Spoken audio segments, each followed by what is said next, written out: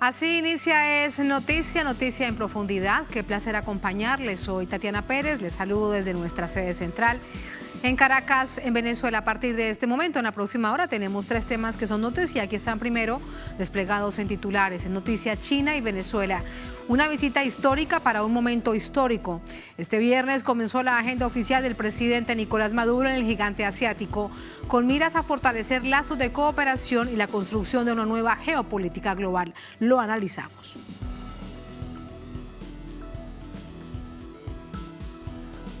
En Noticia Colombia, una invitación al paramilitarismo hace la dirección de la Federación de Ganaderos Fedegan a sus miembros. Todo por el anuncio del gobierno de construir con el campesinado una esperada reforma agraria en la que se escuchen sus voces silenciadas históricamente, además víctimas del paramilitarismo. Lo analizamos. En Noticia El Salvador, comenzó la inscripción de candidaturas a las presidenciales de febrero de 2024.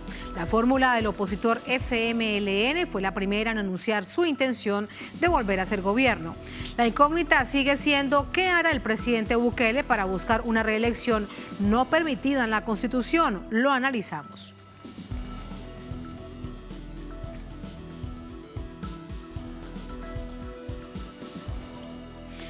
Noticia casi comienza. Bienvenidos, bienvenidas.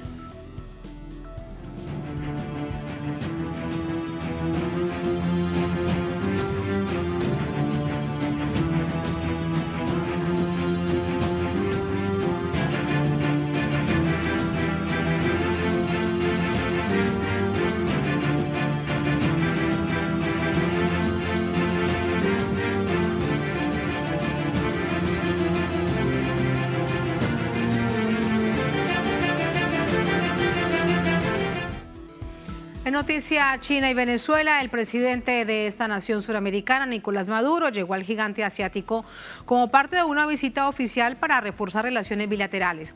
Esto ocurre a pocos días de iniciar la gira la vicepresidenta ejecutiva Delcy Rodríguez. Vamos a verlo.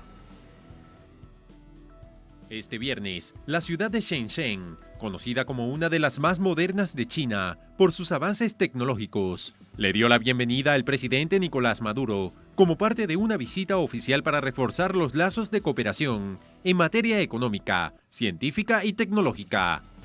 Llegando a la ciudad de Shenzhen a una visita histórica a nombre de todos los venezolanos y las venezolanas.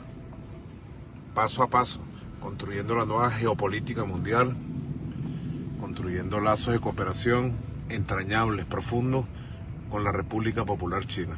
Su visita se extenderá hasta el próximo 14 de septiembre y se espera que el presidente Maduro se reúna con su homólogo chino, Xi Jinping. En tanto, la portavoz del Ministerio de Asuntos Exteriores de China calificó las relaciones de China y Venezuela sólida como una roca. China está dispuesta a trabajar con Venezuela y aprovechar la visita del presidente Maduro como una oportunidad para planificar el proyecto de desarrollo de las relaciones bilaterales en una nueva era, promover la asociación estratégica integral a un nuevo nivel, hacer nuevas contribuciones a la paz, a la estabilidad mundial y mantener la equidad y la justicia internacional.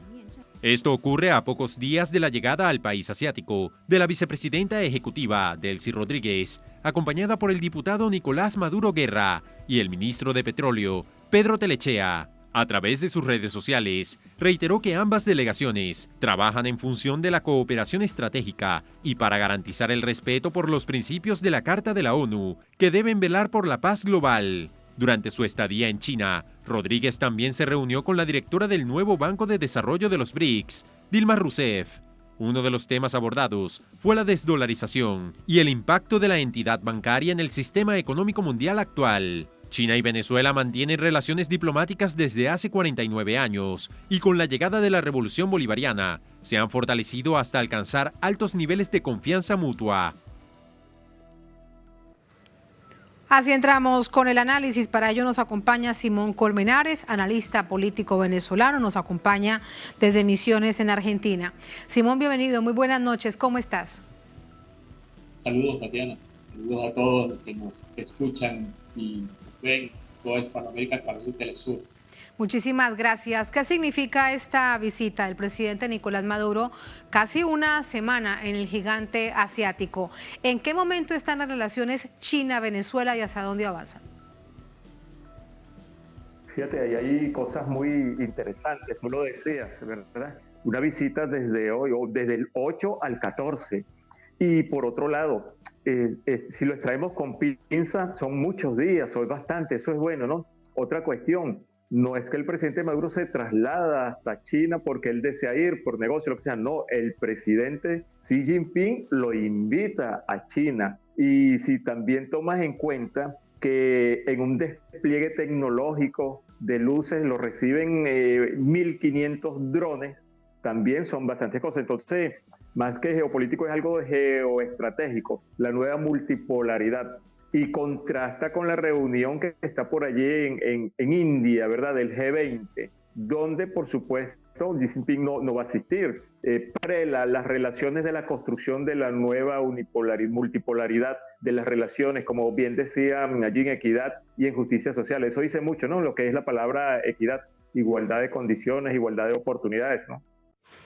Y la confianza mutua para China es un asunto fundamental, así como para Venezuela. En un mundo en donde el derecho internacional está tan quebrado, donde vemos que los principios fundacionales de Naciones Unidas prácticamente se los pasan de todo tipo por naciones que son potencia, en particular por Estados Unidos, pues ¿esto qué significa cuando se habla de confianza mutua? Sí, porque hay algo que se ha estado haciendo en los últimos tiempos, sobre todo los Estados Unidos y las naciones, muchas potencias occidentales, que es usar el poder del crédito, usar el poder de la deuda, usar el poder de la tecnología cuando la cede los países, el poder de la tecnología militar, caso de Venezuela F-16 y otros países latinoamericanos, para luego en momentos pues usar esos países, para luego justamente ejercer acciones coercitivas, como hemos visto este tipo de guerras jurídicas de otro punto de vista también, pero sobre todo acciones coercitivas donde el derecho internacional no vale, producto de que han sido naciones que a lo largo de los últimos decenios han dependido desde el punto de vista tecnológico, desde el punto de vista comercial, desde el punto de vista financiero, incluso a nivel de casi todo tipo de suministros. En el momento que estos países quieren emanciparse, quieren ser soberanos, entonces son sometidos a acciones coercitivas unilaterales por parte sobre todo de los Estados Unidos de Norteamérica, y vemos cómo han querido sumirlo en pobreza o cómo sobre todo han querido generar ingobernabilidad. Entonces esa confianza mutua, esa confianza recíproca se basa justamente en eso, en ganar, en crecimiento mutuo, y por ello en vez del G20 se apuesta también sobre todo al crecimiento de los BRIC, donde Argentina acaba de ingresar y otras naciones también, ¿no? Y aparte de eso, la desdolarización que tú lo mencionabas, donde muchos países ya no aceptan dólares, sino en moneda. Y ahí tenemos a Dilma Rousseff, ¿no?, en el banco de los BRIC que está. Y ha sido atacado justamente China por todo este tipo de situaciones. Ya lo veíamos, sobre todo con las naciones del ASEAN, con la parte que tiene que ver del mar meridional de China, pero sobre todo con Taiwán, que eso ha generado muchos inconvenientes, de que los nacionalistas en 1949 se residenciaron entre comillas el Kuomintang, pero tomemos en cuenta que allí es donde está la potencia mundial de los semiconductores. Hay una guerra, si se quiere, silenciosa o invisible, la guerra de los semiconductores. Allí está la potencia en Taiwán que suministra al mundo los semiconductores para el desarrollo, para los teléfonos, para todo lo demás. Y es una de las grandes importancias por las cuales el Estados Unidos de Norteamérica quiere ejercer una soberanía paralela y, por supuesto, desligarlo y evitar que la República Popular, que China ejerza el poder que ha tenido soberanamente sobre esta parte. Entonces es un poder y una guerra que van por diversos frentes. Por todo esto, Simón, desde algunos sectores que llegan desde Europa, otros desde Estados Unidos sobre nuestra América Latina, es importante recordar que producto de ese fortalecimiento de relaciones desde la llegada del comandante Chávez al poder en esta nación bolivariana, se fue creciendo, fue aumentando el nivel de relación estratégica China-Venezuela, y sin duda que fue un camino para avanzar en esa relación también y fortalecimiento de encuentros con otros países de nuestra América Latina.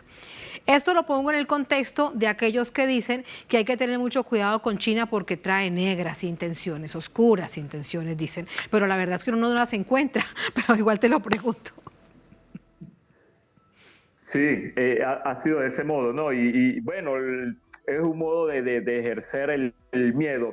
Fíjate, militarmente la herramienta que más ha ejercido efecto es el miedo, ¿ves? Entonces es un modo de ejercer miedo en la población, así como se hizo la rusofobia, que ahora vemos las consecuencias, ¿verdad? También, digamos, la chinofobia de alguna manera, ¿verdad? Orientalfobia, que siempre se ha querido pretender, pero estás hablando de una nación que es la segunda más poblada del mundo. Recientemente India acaba de superarlo, 1.425 millones de personas China, 1.428 India, ¿verdad? Aparte que es difícil, ya ellos tienen presencia en Latinoamérica, ya son socios comerciales de muchas naciones, en algunos socios comerciales de primer nivel y en otros el segundo socio comercial, incluyendo Brasil, Argentina, hasta Venezuela, pasa por Colombia, o sea, ya es actuaron tarde porque ese ganar, eso de sociedad estratégica, sin acciones coercitivas, sin movimientos unilaterales, lo que genera la confianza. Fíjate, las alianzas se basan en la confianza, es como un matrimonio, cuando se rompe la confianza hay una fractura, es lo que ha ejercido las alianzas y los negocios con Occidente. En el caso de Oriente, por cultura propia, es una cuestión de alianzas estratégicas. Y tú bien lo mencionabas, pues desde la época del comandante Chávez, es que ese inicio fue eslabón fundamental para cambiar esa geopolítica. Y cambió pues de unipolaridad y es donde más se rompe de hecho, en realidad, con las acciones y la alianza con Rusia, con China y movimientos estratégicos, que hace que las naciones pues tengan confianza en China. Es difícil que ese monstruo prele desde el punto de vista del miedo, que no ha funcionado, ya lo han demostrado. Ahora hablas también de la ASEAN. Ha finalizado, justamente avanzó esta semana una gran estructura de naciones del sureste asiático, la ASEAN, que da cuenta de conceptos que desde China se han incorporado a esta relación con Venezuela en particular: cooperación y complementariedad. ¿Esto qué significa en este cambiante mundo, en esta nueva arquitectura global que estamos observando cómo avanza tan rápidamente? Es muy cambiante, ¿no? Porque vemos que socios estratégicos, los Estados Unidos y Norteamérica, pues ya no lo son tanto. Socios petroleros y otros como prefieren ir hacia otros sectores por lo que decías, ¿no? Complementariedad, responsabilidad, confianza. Y esas naciones de la ASEAN, fundadas por 1967, por allí Filipinas, Indonesia, Singapur, Tailandia, que en muchos momentos también fueron como un bastión de Occidente contra China, tratando de imponer un control en el mar meridional que va de Japón hasta Corea del Sur, pues que no tampoco les dio resultado. No se pudo, pues, trataron de hacerlo desde el punto de vista económico. Entonces, este mundo muy cambiante, ya no tanto de geopolítica, sino de geoestrategia, hace que las naciones vean una multipolaridad de hecho, es de hecho. Por eso las naciones, hay mucho cierta soberanía a nivel de acciones, sobre todo a nivel de alianza. Entonces ya vemos cómo esa área de la ASEAN, ese cordón que da vuelta en esa parte de Asia, cómo gira a lo que puede ser bastión, fíjate, simplemente al desarrollo de allí. Muchos se dieron cuenta de que han sido usados estratégicamente por otras naciones, no han tenido el desarrollo que ellos aspiraban. La tecnología de la actualidad muestra incluso a la misma población cuál es el mundo real. Y mientras muchas naciones perdieron el tiempo, otras, China, por ejemplo, ya está haciendo un desarrollo aeroespacial pensando en la energía solar, va mucho más allá, explorar áreas de la Luna donde India es el que acaba de llegar recientemente, la parte sur donde están los polos, y altas tecnologías. Son muchísimas cosas, entonces la guerra contra ellos va por esas vías, no solo económicas, sino por la vía tecnológica, y obviamente le ha hecho efecto, últimamente vemos cómo bajó un poco la producción, sobre todo la empresa Evergrande, que es la mayor constructora inmobiliaria del mundo, cómo ha tenido unos golpes allí, y ha, por supuesto, impactado desde el punto de vista económico en China. Muchísimas gracias, Simón, por entregarnos parte del análisis de esta gira que comienza el presidente Nicolás Maduro por casi una semana en China. Estamos muy pendientes de ella. Antes de su llegada, decía el presidente Nicolás Maduro, justo llegando a una de las ciudades de mayor nivel tecnológico de China, que vienen buenas noticias para Venezuela, así que les estaremos contando. Muchas gracias, buenas noches. Así es. Hasta luego, muchas gracias. Así vamos a la primera pausa en esta emisión de Es Noticia. Al volver en Noticia Colombia, Una invitación al paramilitarismo hace la dirección de la Federación de Ganaderos, conocida en Colombia como Fedegan, a sus miembros. Todo por el anuncio del gobierno Petro de construir con el campesinado una esperada reforma agraria en las que se escuchen sus voces silenciadas históricamente. Recordemos además que hablamos de un campesinado víctima del fenómeno paramilitar en Colombia. Lo analizamos al volver en el Noticias.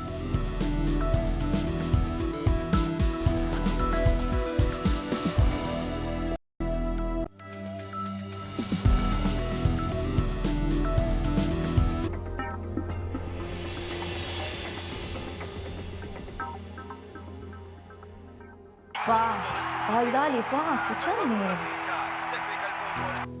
Mirá lo que tengo para mostrarte. Así vas a estar en 10 años. ¿Cómo te ves? Mirá, me veo bastante fachero, ¿eh? Tranquilo y sobre todo jubilado. Ah, ¿te vas a jubilar? Sí, ya me estoy encargando de eso. Qué bueno. Bueno, dale, prende. Si te faltan hasta 10 años para cumplir la edad para jubilarte y adeudas aportes, ahora los podés regularizar con el nuevo plan de pago de deuda previsional. Tu esfuerzo cuenta. ANSES, Argentina Presidencia. Desde Venezuela hasta Argentina. Telesur conecta fronteras. Telesur, siempre da más.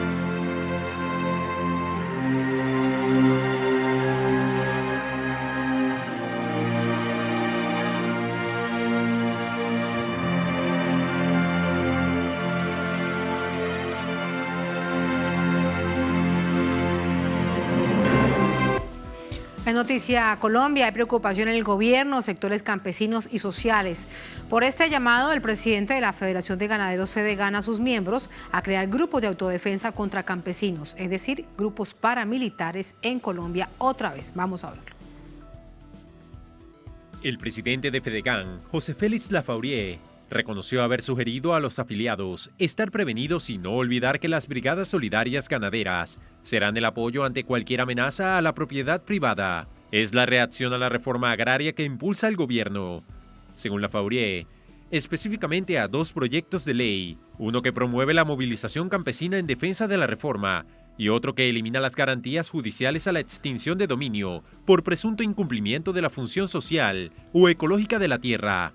El presidente Gustavo Petro había pedido a Fedegan aclarar la procedencia del mensaje que está llegando a sus miembros, el cual considera ni más ni menos una invitación al paramilitarismo.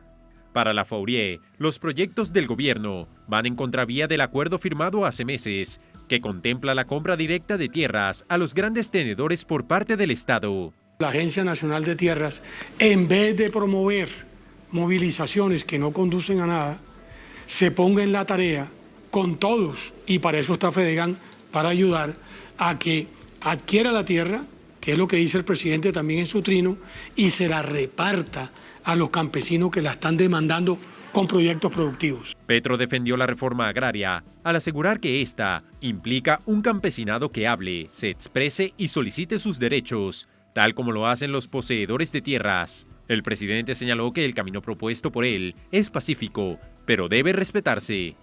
En días pasados, el mandatario criticó la postura de los ganaderos y la prensa que secunda sus intereses. ¿Les parece que es una expropiación que digamos que la tierra debe entregarse en 1 mes, 2 meses, comprada con el dinero público?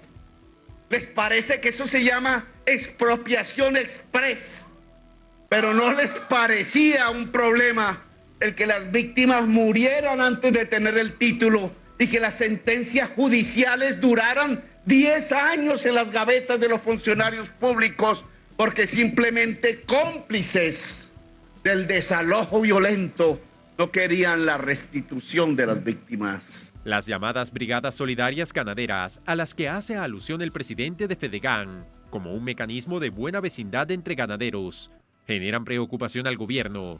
Es por su similitud con las conocidas Convivir en Colombia, más de 700 grupos que bajo la fachada de cooperativas de vigilancia y seguridad del campo, operaron como grupos paramilitares y expandieron sus nexos con sectores económicos, políticos y estatales. Las Convivir fueron creadas durante el gobierno del presidente César Gaviria en 1994 y Álvaro Uribe Vélez, en calidad de gobernador de Antioquia, les otorgó la personería jurídica.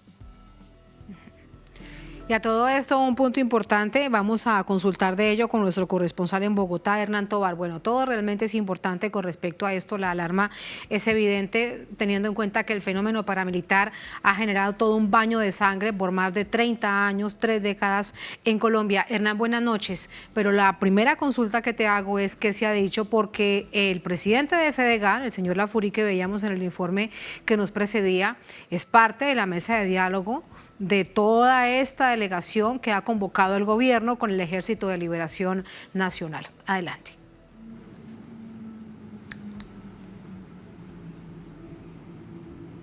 Para muchos sectores, Tatiana, con las muy buenas noches, pues es una contradicción lo que está diciendo el presidente de Fedegan, el señor José Félix Laforí, que no solo hace parte de las mesas de negociación donde se está buscando precisamente unos diálogos para desescalar el conflicto en el país, un conflicto generado también por la mala distribución, el acaparamiento de tierras en el país por parte de sectores como los que él representa, sino porque además también la Federación de Ganaderos ha ofrecido una serie de hectáreas, de terrenos, de los ganaderos solicitadas por el presidente de la República en esas grandes extensiones de tierras que tienen solo para alimentar ganado, que esas tierras se las pueden vender al gobierno para ellos otorgarlas, cederlas, darlas a los campesinos.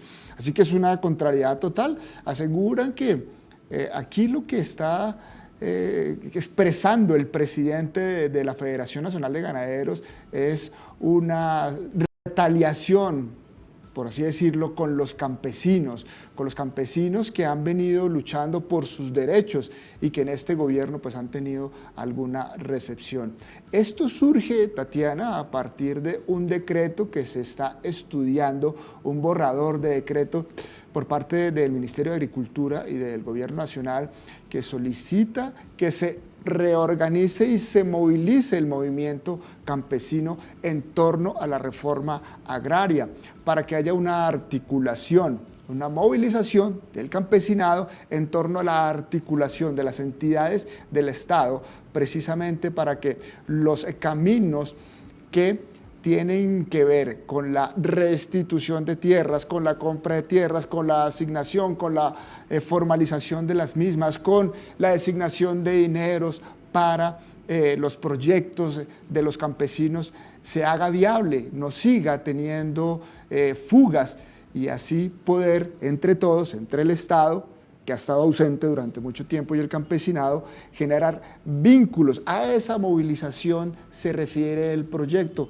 Pues tocó la sensibilidad del señor Laforí y salió con esta animadversión, porque aseguran que esto es retornar a viejas prácticas de ejércitos privados, que lo que hicieron precisamente fue despojar de las tierras a los campesinos y otorgárselas a grandes terratenientes, como lo es el sector ganadero. En ese contexto se expresó la Asociación de Organizaciones Campesinas, de usuarios campesinos, asegurando, y lo voy a leer literalmente por la importancia que representa la NUC para el país, asegura que rechazan las insinuaciones a revivir viejas prácticas de justicia por mano propia en contra del campesinado, que solo ha dejado injusticia, dolor, muerte y debilitamiento de la sociedad civil y las organizaciones campesinas. En ese sentido, pues el presidente de Fedegan asegura que seguirá en la lucha para poder establecer caminos que lleven la paz a los territorios. Sin embargo, volvió y expresó su preocupación por la posibilidad de que haya movilizaciones campesinas que puedan generar confrontaciones innecesarias en los territorios. Así que, bueno, ese es el panorama que tenemos aquí, esa es la situación. Los campesinos aseguran que ellos han venido reclamando sus derechos por mucho tiempo y que los gobiernos no los han atendido y que esto hace parte precisamente de esas desatenciones de sectores en el país que no quieren que haya paz ni quieren que haya una democratización de las tierras y de los derechos para los campesinos que históricamente han estado olvidados.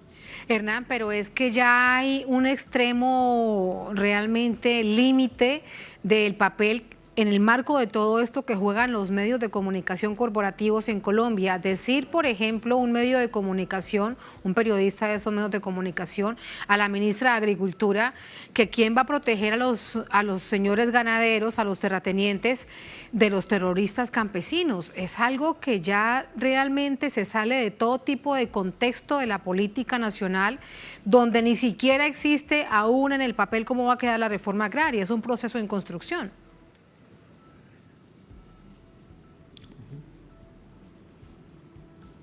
Tatiana, aquí desde que llegó el gobierno, los sectores económicos que giran en torno también a los banqueros, a los grandes grupos de los medios de comunicación, se han visto de alguna forma amenazados por las políticas sociales que ha expresado y que ha venido impulsando el presidente Gustavo Petro. Y esas políticas sociales lo que buscan es la redistribución de los ingresos, la redistribución económica para ciertos sectores. Ellos han sido, y según analistas, han sido los privilegiados precisamente de esa redistribución o de esa distribución, más bien, que siempre le ha tocado a las pequeñas castas y pequeñas élites que se han visto precisamente de los entramados de corrupción para llegar al poder, más exactamente al Congreso. Y ahora con una nueva política social que tiene en cuenta otros sectores y que no los va a beneficiar a esos sectores económicos, políticos, pues se están viendo amenazados. Y en ese contexto, pues los medios de comunicación juegan un papel muy importante de desvirtuar, atacar, señalar, estigmatizar todas esas políticas sociales y a sus integrantes. Tatiana, recordemos que aquí también hay otra forma de hacer persecución a esos sectores que han llegado al Congreso y que pertenecen a esos espacios campesinos, de líderes, y es a través de la Procuraduría, donde sigue habiendo una procuradora que hace parte de los partidos de derecha, o una fiscalía que hace parte también de esas élites regionales y de esas élites económicas. Así que hay todavía sigue quedando toda una serie de cacicazgos en ciertos sectores políticos, ciertos sectores de organismos de investigación y de control que a partir de eso también siguen persiguiendo a esos sectores sociales y políticos que están presentando una nueva versión de lo que debe ser la política social y económica en el país. Y en ese contexto, pues todo este entramado de situaciones en contra del gobierno, en contra de los líderes sociales, en contra de los firmantes de paz. Incluso hace 2 días estuvimos en la Fiscalía General de la Nación, donde sectores de liderazgos sociales, sectores de los firmantes de paz le exigían al fiscal general Francisco Barbosa que en vez de asumir un rol político en contra de este gobierno, asumiera las investigaciones de los asesinatos contra firmantes de paz y líderes sociales. Así que hay todo un entramado desde los sectores políticos, económicos, desde los medios de comunicación para estigmatizar, señalar y demeritar estas políticas públicas en el país. Muchísimas gracias, Hernán, por todo este recuento, esta radiografía importante para el análisis. Buenas noches. Vamos a entrar con el análisis vía telefónica. Nos acompaña Eberto Díaz.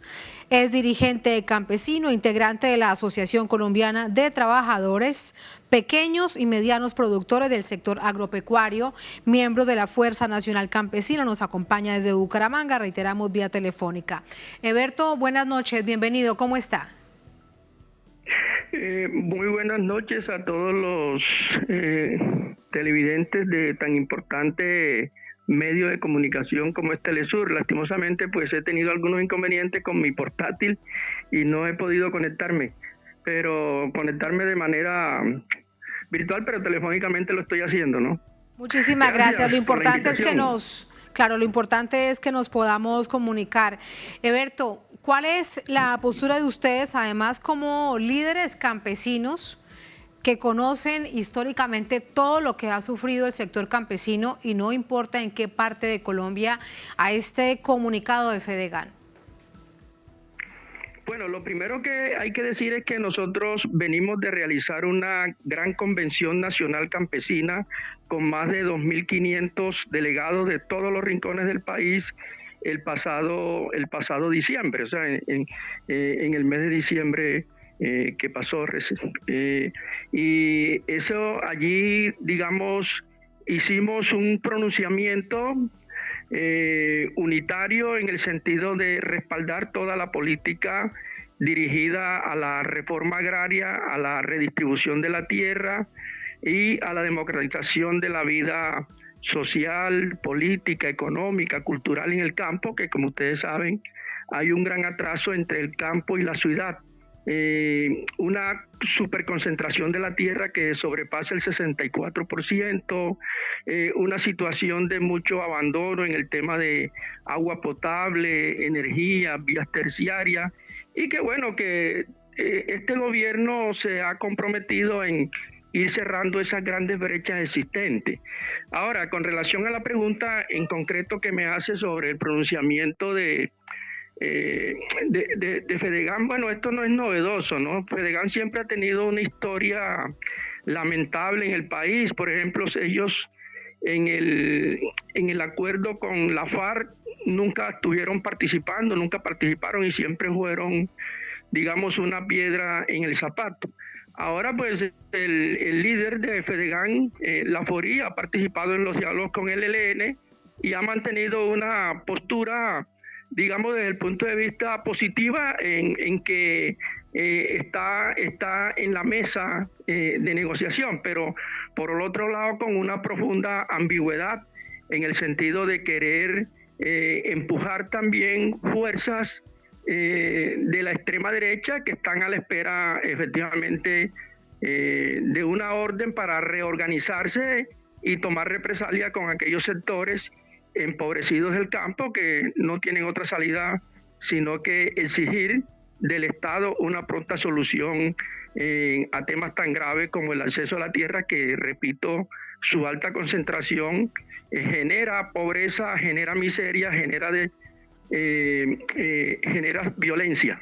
Claro, y de hecho, Eberto, recordemos, lo digo además en clave latinoamericana, que esta concentración de la tierra es gran parte del problema histórico que tiene Colombia, de la enorme desigualdad, donde además el sector ganadero se ha convertido en los últimos años uno de los más poderosos por la mayor tenencia y cooptación de tierras de todo tipo. Fedegan, lo han dicho de manera legal, pero hay investigaciones que involucran a miembros de Fedegan directamente con acciones paramilitares, con irregularidades, con, bueno, gravísimas denuncias en el marco del conflicto armado. ¿Qué les dice a ustedes cuando aparece este comunicado expresando que deben estar muy alertas porque tendrían que volver a lo que se conoció en algún momento en Colombia como la defensa ganadera contra los campesinos, para defenderse de los campesinos? Sí, bueno, nosotros primero estamos apoyando el decreto del Ministerio de Agricultura, que llama a un proceso de movilización. Lo que pasa es que hay un malentendimiento cuando... Eberto, hemos perdido la comunicación. De tomas de predio. No se trata de eso. El decreto... ¿Aló? Perdimos unos segundos, Eberto, la comunicación con usted. Adelante, lo escuchamos de nuevo. Bueno, que te comentaba y le comentaba a los televidentes que se ha entendido, digamos, el decreto mal, el decreto de del Ministerio de Agricultura en el sentido que ha llamado a la movilización y a la organización campesina en defensa de la reforma agraria, la creación de los comités municipales de reforma agraria y fortalecimiento de la organización campesina. Eso se ha entendido mal. Yo creo que el ministerio no está hablando de tomas de carretera, de tomas de predios, lo que está hablando es de un apoyo institucional al movimiento campesino y una movilización al interior de ellas para que efectivamente las fuerzas nucleares, se pueden decir así, las fuerzas potenciales del movimiento campesino se reactiven para apoyar todo el proceso de la política pública sobre acceso de tierra a los campesinos. ¿Qué quiere decir esto? Que los campesinos se movilicen para identificar aquellos predios que los propietarios están ofreciendo voluntariamente, que los campesinos se organicen para que puedan acceder a la política pública, que los campesinos se organicen para comunitariamente poder contribuir con el arreglo, el mejoramiento de las vías terciarias a través de las juntas comunales, de las asociaciones campesinas. En general, el decreto lo que busca realmente es que el campesino se sienta que el Estado lo está valorando y que el Estado lo está, digamos, apoyando de una manera directa y que cuenta con una acción directa del Estado, perdón la redundancia, que en gobiernos anteriores no se hizo. Este gobierno ha dado muestra efectiva de querer avanzar hacia la construcción concreta de una política pública, la jurisdicción agraria, que entra a solucionar los grandes problemas conflictivos de la tierra, los derechos del campesinado, en general, toda la política que gira, el Plan Nacional de Desarrollo, toda esta política que gira alrededor del campo, ha puesto al campesinado en un escenario muy importante de mucha valoración, y eso realmente nosotros también lo valoramos mucho porque por primera vez tenemos un gobierno que habla de frente y habla a favor de los campesinos de nuestro país. Claro, esto también toca intereses del poder económico, del poder fáctico, que también han convertido ese poder económico en poder político y de privilegios. Sabemos todos, por ejemplo, que en el pasado los recursos del Estado siempre fueron manejados por los grandes gremios. Hoy en día el Estado está tratando de cambiar esa realidad, pero todavía no ha sido posible porque dejaron una serie de talanqueras que no han podido ser superadas, además porque seguimos contando con unas instituciones bastante caóticas que se están en proceso de reestructuración. Eso es lo que sucede. En todo caso, ese es el momento histórico en que un Estado, en este caso un gobierno, escuche a los propios campesinos para que construyan cuál es el camino de un sector tan olvidado en Colombia. Eberto, muchas gracias, buenas noches. Muchas gracias a ustedes, pues sí, quedo atento que en la próxima vez podamos estar mucho mejor con los medios de comunicaciones porque a veces hay fallas. Gracias. Muchas gracias, pero lo escuché muy bien. Hasta luego y muchas gracias. Así vamos a la última pausa en esta emisión de Es Noticia. Al volver en Noticia, El Salvador. Comenzó la inscripción de candidaturas a las presidenciales de febrero de 2024. La fórmula del opositor FMLN fue la primera en anunciar su intención de volver a ser gobierno. La incógnita sigue siendo qué hará el presidente Bukele para buscar una reelección no permitida en la Constitución. Vamos a analizarlo al volver en Es Noticia.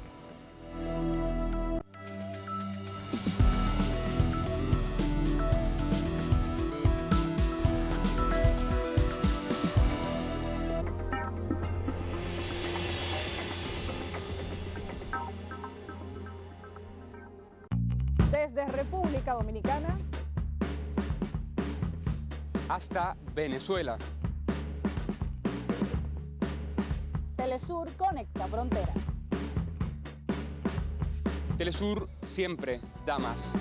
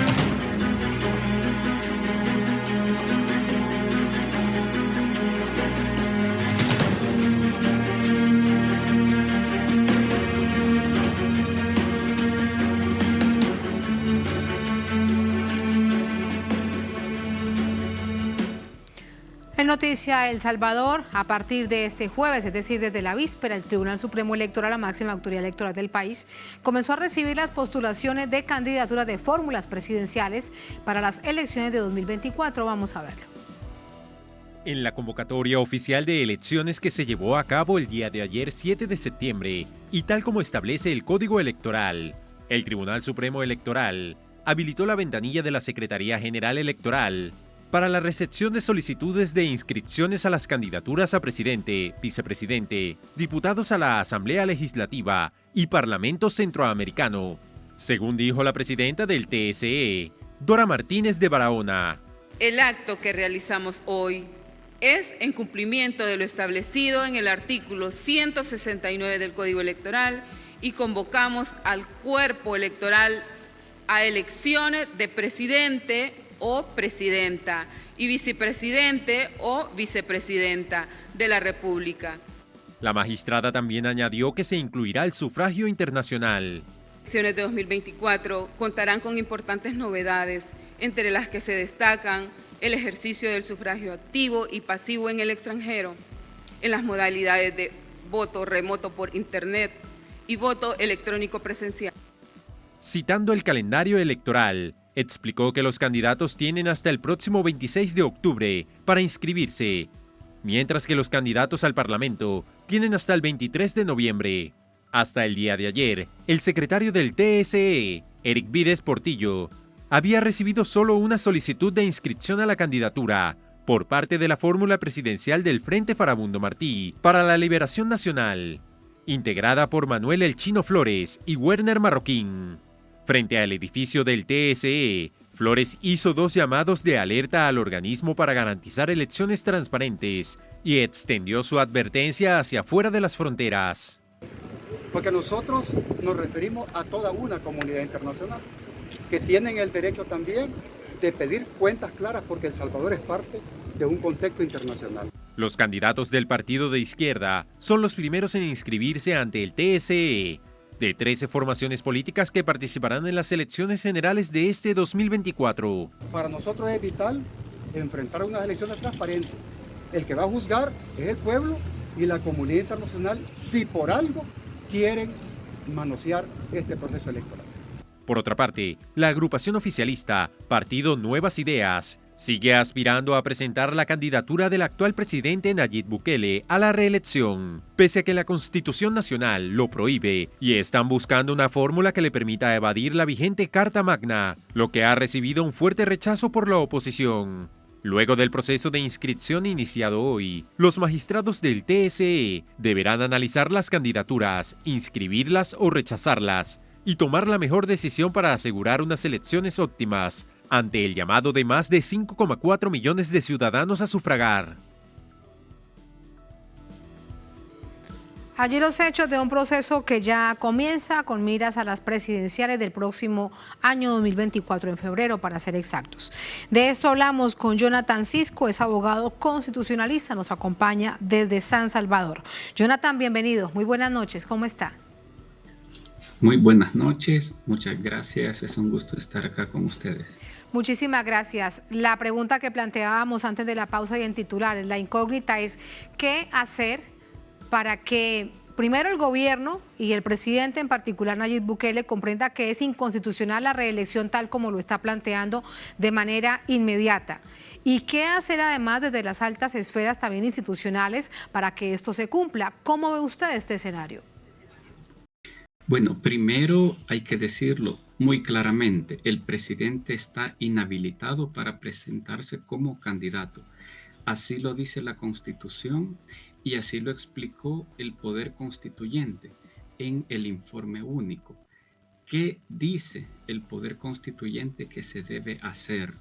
Que en el momento en el que corresponda la inscripción de los candidatos, el Tribunal Supremo Electoral está obligado a descalificar a las personas sobre las que se dé alguna de las circunstancias de incompatibilidad o inhabilidad, que este es el caso para el presidente.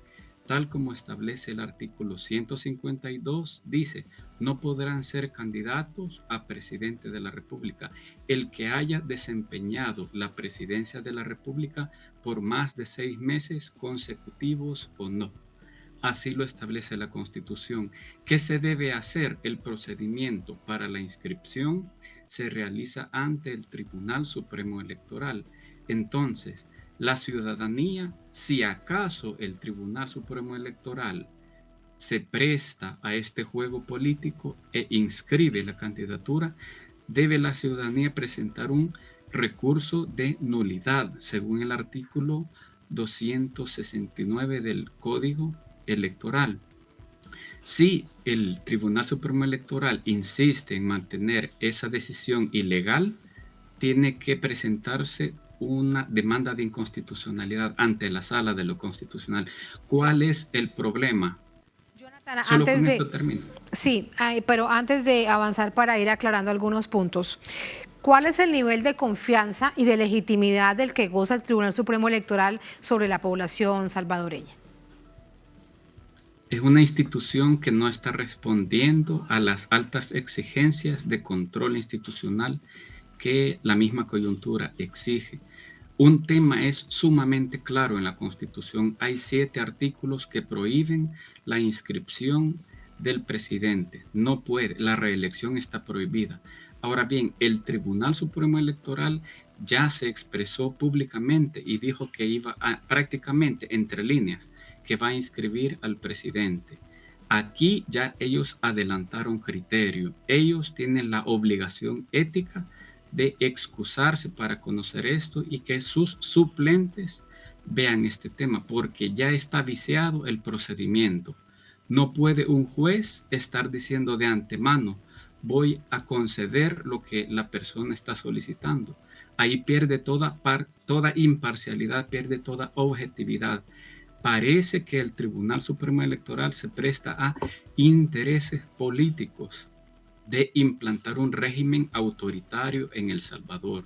Ese es el problema. Hay violaciones a derechos, violación a la Constitución, y el Tribunal Supremo Electoral no tiene ante la población una buena imagen. Se ha prestado a este juego político con declaraciones públicas. Ya nos ha dicho usted entonces la respuesta. El presidente Bukele va a avanzar en esa intención de lanzarse a la reelección. Ahora, ¿qué pasa con lo que han dicho algunos congresistas, algunos diputados de su partido, Nuevas Ideas, de buscar una reforma constitucional para tratar de dirimir esta incógnita? ¿Qué cree usted? El artículo 248, inciso 3, dice: no podrán reformarse en ningún caso los artículos de esta Constitución que se refieren a la forma y sistema de gobierno, al territorio de la República y a la alternabilidad en el ejercicio de la presidencia. Esto se conoce como cláusulas pétreas o cláusulas de irreformabilidad. Es tan importante este tema, la prohibición de reelección inmediata, que hay un candado. No se puede reformar la Constitución para esto. Hay un proyecto de reforma, pero no ha sido presentado a la Asamblea Legislativa. No se ha seguido el artículo 248 de la Constitución para realizar esta reforma. Pero simplemente no se puede reformar porque es una cláusula pétrea. A ese nivel de importancia es este tema. ¿Por qué razón? En El Salvador hemos tenido 16 constituciones. La inestabilidad política, el irrespeto a las reglas. No ha habido un traspaso en el poder político con sujeción al derecho. Por eso tanto golpe de Estado se ha dado. Por eso tuvimos décadas de dictadura cívico-militar en este país. Por eso se dieron graves y sistemáticas violaciones a los derechos humanos de miles de personas, así como está sucediendo actualmente con el régimen de excepción. Por todo esto, por la historia, debería respetarse entonces la Constitución del país, pero en conclusión, Jonathan, en conclusión, abogado, todo lo que se haga estaría en el marco de la ilegalidad, aunque el gobierno avance y tenga quienes lo acompañen. Todo lo que se intente hacer está dentro del marco de la ilegalidad. No puede haber planteamiento del presidente para avanzar sobre un proceso de reelección. Exacto. Si el presidente se presenta como candidato, las elecciones son ilegítimas y los gobiernos extranjeros de otros países tienen la obligación de desconocer la legitimidad de un gobierno que es producto de la violación flagrante a la Constitución.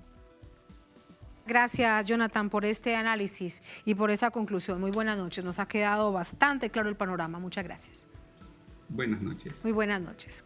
A ustedes gracias por acompañarnos. Ponemos punto final a esta emisión de Noticia. Que tengan todos y todas muy buen fin de semana. Será hasta el lunes. Sigan con nosotros.